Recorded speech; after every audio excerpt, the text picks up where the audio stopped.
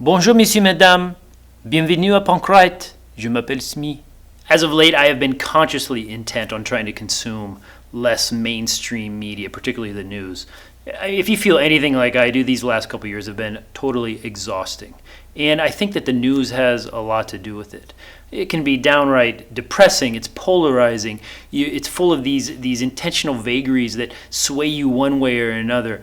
And for anyone who is interested in the epistemology of truth, I think that news is one of those culprits that can really bring you down. Maybe that's why I like fiction so much, because when I open up a book, on page 1, I know that I'm reading a line of bullshit.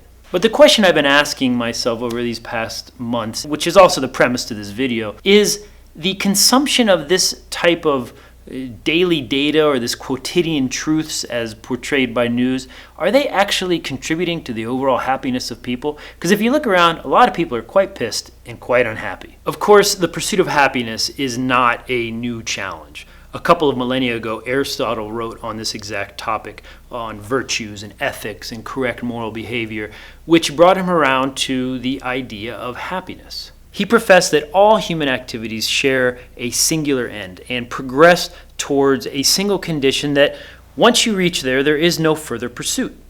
That is happiness. It's a nice thought, a means to an end, but it's necessary to qualify this as well. It reminds me of that tale of King Midas with the golden touch, who thought he made a kick-ass deal with the gods when really he sat around and everything he touched turned to gold, including all of the food, and his heavy metals didn't do much for his digestion. So be careful what you ask for and understand that the means is not necessarily the end.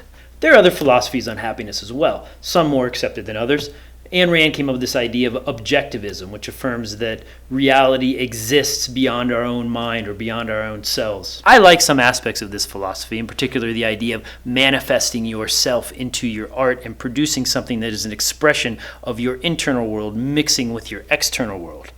But barring that, there's some crazy capitalist shit that goes on in that philosophy that I don't necessarily ascribe to. And on the other spectrum, you have this idea of solipsism that believes that the only thing you can be certain of is what is going on in your mind. We do have to pay attention that all we have is right here, this flesh and blood.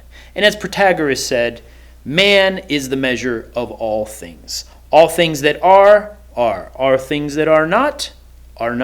Regardless of the philosopher that you choose to listen to, it seems the case that each individual has the responsibility of procuring his or her own happiness and learning how to manifest it for themselves. The attainment of happiness is very elusive, and it demands a rigorous sense of self-examination. How we make sense of the external world depends wholly on how we interpret it internally. That meaning comes out through our own assembly of how we put those aspects of the world together in our mind. And this is where art and expression and creativity enter into the equation. There's been some actual research on this topic, and research that's more empirical than just philosophical. The renowned psychologist Mihaly Csikszentmihalyi, he has investigated this condition of happiness, how it relates to the activities that we pursue and participate in. In his book Flow, In his book Flow, he lays out this extensive longitudinal study over quite a long period of time where he looks at this mode of happiness and what occurs when individuals become so absorbed in their work that they actually fall into this ethereal state where they lose track of time and the activity becomes something trance-like for the creator. I mean, this makes total sense to me in terms of an evolutionary perspective, because one of the physiological aspects that we have that sets us apart from other species is this brain right here, in particular the frontal lobe. And this frontal lobe is responsible for logical decision-making and abstract thinking. In this ability that we have to deal with abstractions and future possibilities, we invent novel solutions. Indeed, this is the reason why when writers sit down to write a long story, we call it a novel. This is just something that we are designed to do, and we're figuring out that it actually makes us happy. This Punk Write project is about all of this, really. It's a search for creative outlets. The YouTube channel, I get to write, I get to do photography and video editing and storytelling and teaching and even cooking with my wife. It's all of these endeavors that is the freedom to get this stuff out of my head and into the world. Which is one reason why I think I'm a pretty happy person. And it's why I like to write stories, whether it's on paper or in video. Stories help us process the human experience, which in and of itself is a worthwhile endeavor.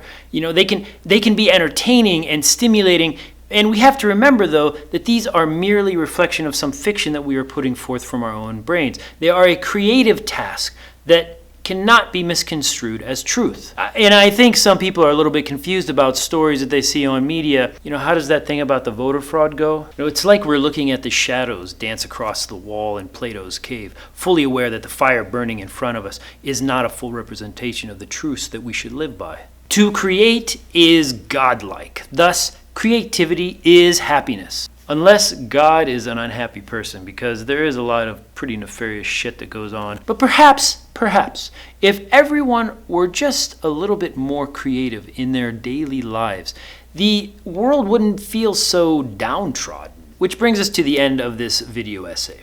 We should always beware of people who seek to destroy and not create. Creating is part of our nature. And by fostering creativity, I think all of us will be a little bit closer to fine. Till next time, you know what to do. You just keep writing. Punk write.